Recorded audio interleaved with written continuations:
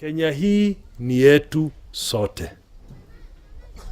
Kenya hii ni ya kila community. Na Kenya hii watu wanatakiwa wawe na uhuru wa kuenda popote, kuishi popote. Ile kitu inamaliza Kenya hii ni siasa na sera za ukabila. Hiyo tu. Hiyo ndiyo jambo kubwa ambalo linaumiza nchi yetu. Wakati tutajua ya kwamba all of us are equal stakeholders, wakati tutajua ya kwamba sisi sote ni wa Kenya na tuna haki na tunatakiwa kuwa pahali popote, wakati huo tutakuwa tunazungumza kama wa Kenya. Hakuna jimbo katika Kenya linaweza tawala Kenya peke yake. Mtu asikudanganya ya kwamba mtu kutoka mkoa wakati anaweza tu tumia watu wa mkoa wakati aweze kutawala Kenya. Vile vile hata hapa Nyanza, hata mkoa Magharibi, lazima Wakenya wote waje pamoja. Jambo la pili, uongozi ambao utasaidia nchi yetu ni uongozi ambao nyinyi wenyewe mtaamua. Do not let leaders define for you what leadership is about. You must define leadership yourself, what kind of a leader you want. And once you define who that leader or what leadership qualities you want, then you go that route. Musituachie sisi. Wengine wanazunguka dunia yote ya Kenya, wanasema wanataka kiti hii ya governor. Mwingine anazunguka anataka senator, wengine urais. Wewe angalia zile nyadhifa wako nazo wakati huu, ujiulize wamefanya nini.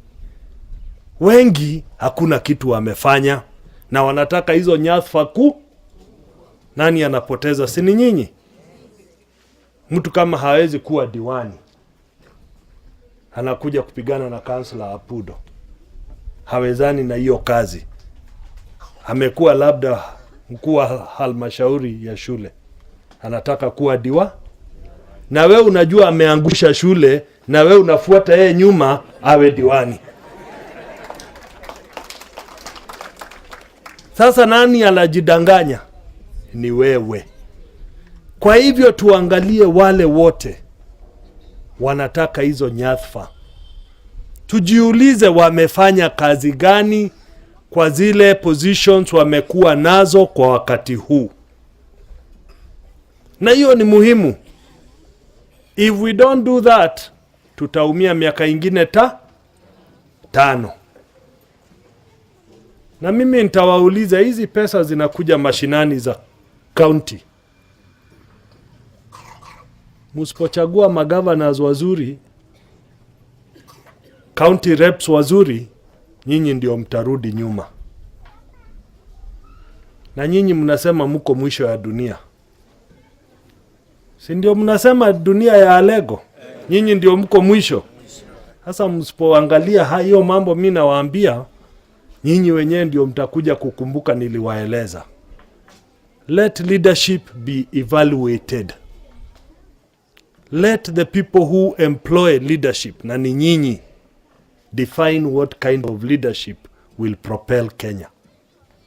Shida ya Kenya si mingi, lakini tumeifanya iwe mingi.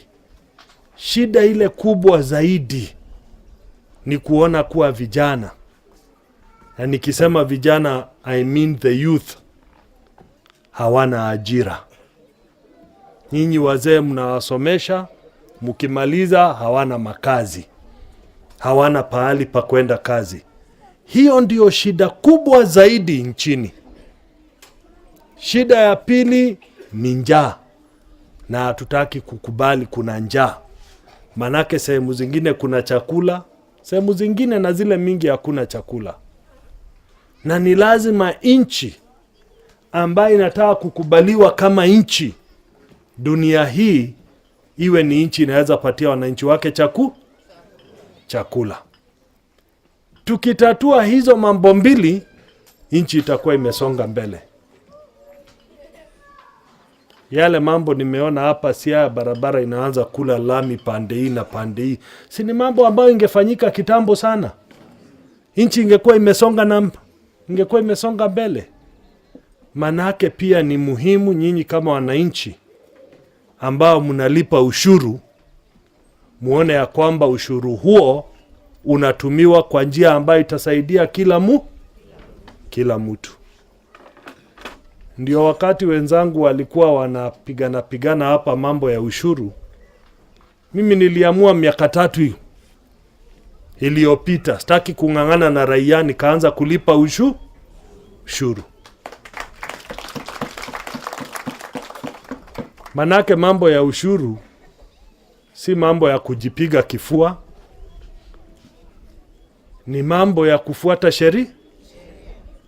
Manake wengi wenu mnalipa hiyo ushuru na hamujipigi vifua, manake sheria ni hiyo. Taxation is not a negotiable instrument. It is a compliance instrument. You only negotiate when you are in arrears. So those who have not paid, they only need to go and negotiate how to clear their arrears, not whether they will pay or not. That is not negotiable. And it will never be, because the law is very clear. Kwa hivyo sitaki kusema mengi. Mimi ufurahi kila wakati nikitembea nchini, nikikutana na wananchi, because I also have a story to tell. Because I also grew up in the city, I got educated in Starehe Boys. I also have a story to tell. Naelewa dunia. Na iliyo muhimu ni tuungane pamoja, tuangalie mbele. Ambrose ameongea juu ya vision. If we get that vision right, hata Hawinga itakuwa mwisho ya Alego. Because this 17 kilometers from Alego to here is something that should have tarmac. So that you communicate and you make it easy for yourself. And that is what the vision is about. That we must have security for our people. We must have the best infrastructure ambayo itafanya nchi iendelee.